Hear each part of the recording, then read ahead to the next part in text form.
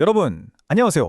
혹시 방금 자리에서 일어나 커피 한 잔을 타오셨나요? 아니면 계단을 걸어 올라오셨어요?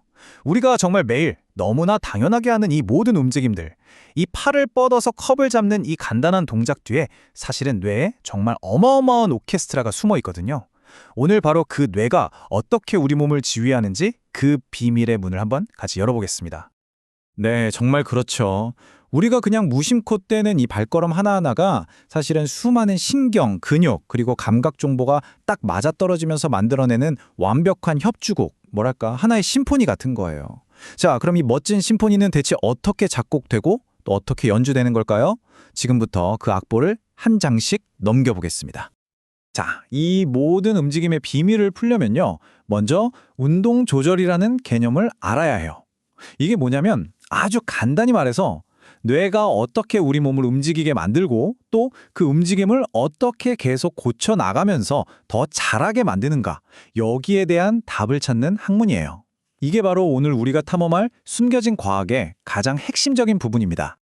그럼 뇌는 대체 어떤 설계도를 가지고 우리 몸을 움직이는 걸까요? 과학자들은 정말 오랫동안 이 질문에 답하려고 여러 이론, 그러니까 다양한 버전의 설계도를 내놨어요.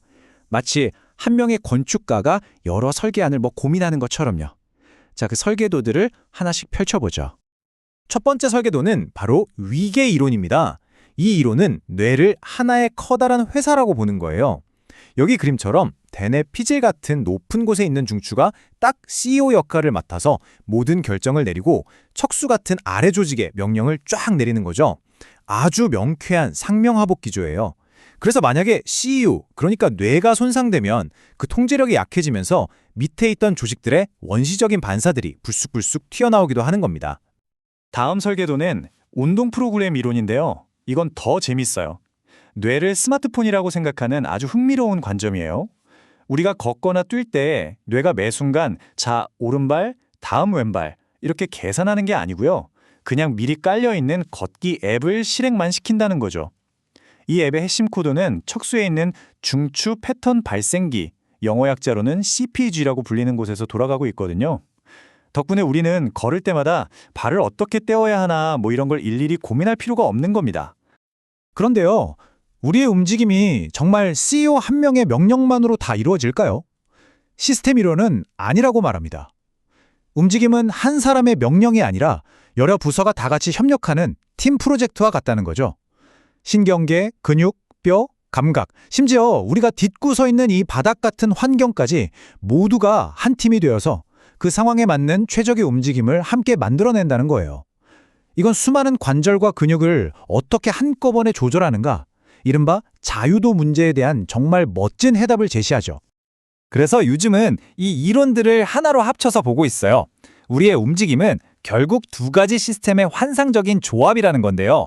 첫째는 경험을 바탕으로 미리 계획을 짜서 빠르게 시작하는 예측 제어, 이걸 피드 포워드라고 하고요. 그리고 둘째는 움직이는 동안 들어오는 감각 정보로 실시간으로 계획을 수정하는 교정 제어, 이게 바로 피드백입니다.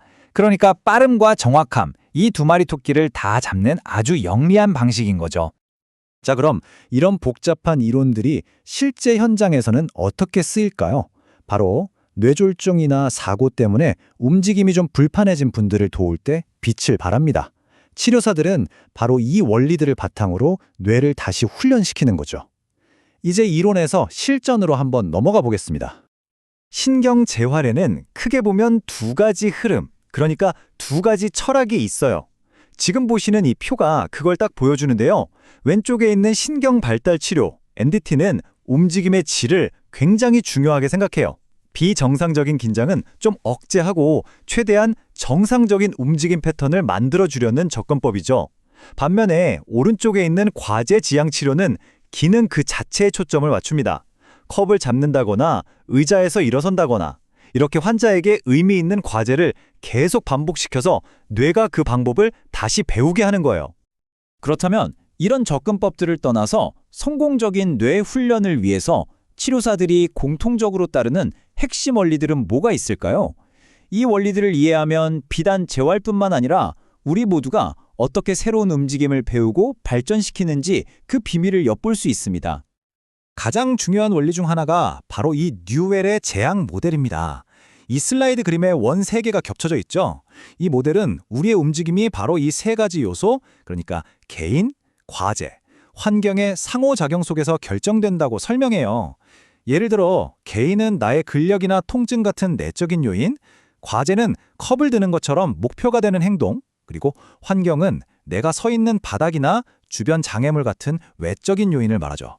여기서 진짜 중요한 건 뭐냐면 이 3가지 중에 단 하나만 바뀌어도 우리 움직임 패턴은 완전히 달라진다는 점이에요. 뇌를 훈련시킬 때 피드백은 정말 필수적인데요. 근데 그냥 막 주는 게 아니라 어떤 피드백을 주느냐가 핵심입니다. 왼쪽처럼 10m를 11초에 걸으셨네요 라고 말해주는 건 움직임의 결과에 대한 피드백이에요. 반면에 오른쪽처럼 이번에는 뒤꿈치가 먼저 땅에 닿게 걸어볼까요? 라고 조언하는 건 움직임의 과정, 즉 수행에 대한 피드백이죠. 보통은 학습 초기에는 과정을 좀 짚어주고 어느 정도 익숙해지면 결과 위주로 피드백을 줘서 스스로 해답을 찾게 하는 게 더 효과적이라고 알려져 있습니다. 그리고 어쩌면 가장 중요하면서도 또 가장 간단한 원리일 겁니다. 바로 반복의 힘이죠. 우린 뇌는 경험을 통해 스스로 변하는 놀라운 능력, 신경 가소성이라는 걸 가지고 있는데요. 이 신경 가소성을 이끌어내는 가장 확실한 연료가 뭐냐? 바로 연습량입니다. 악기를 배우든 운동을 하던 원리는 똑같아요. 뇌를 다시 훈련시키는데 어떤 왕도는 없습니다. 오직 충분한 양의 의미 있는 반복만이 변화를 만들어낼 수 있는 거죠. 자, 이제 수많은 움직임 중에서도 가장 까다롭고 섬세한 예술이라고 불리는 균형에 대해서 조금 더 깊이 들어가 볼게요. 우리는 대체 어떻게 이 두 발로 넘어지지 않고 서 있을 수 있는 걸까요? 균형의 과학적 정의는 생각보다 간단해요. 우리 몸의 무게중심을 양발이 딛고 있는 면적, 이걸 기저면이라고 하는데요. 그 기저면 안에 안정적으로 유지하는 능력이에요. 그리고 만약 무게중심이 이 면적을 살짝 벗어나려고 할 때 재빨리 제자리로 되돌려 놓는 능력까지 포함하는 거죠. 마치 팽이가 아슬아슬하게 그 축을 중심으로 계속 서 있으려고 하는 것처럼요. 놀랍게도 우리 몸은 이 균형을 지키기 위해서 이미 잘 짜인 각본처럼 3단계의 자동 방어 전략을 가지고 있어요. 첫 번째, 버스에서 살짝 흔들릴 때처럼 작은 움직임에는 발목만 까딱까딱해서 중심을 잡는 발목 전략을 쓰고요. 만약 이걸로 부족하다, 그러면 두 번째로 엉덩관절을 구부렸다 펴면서 더 크게 중심을 조절하는 엉덩관절 전략을 씁니다. 그런데도 넘어질 것 같다? 그러면 최후의 수단으로 세 번째 전략, 디딤 전략을 써요.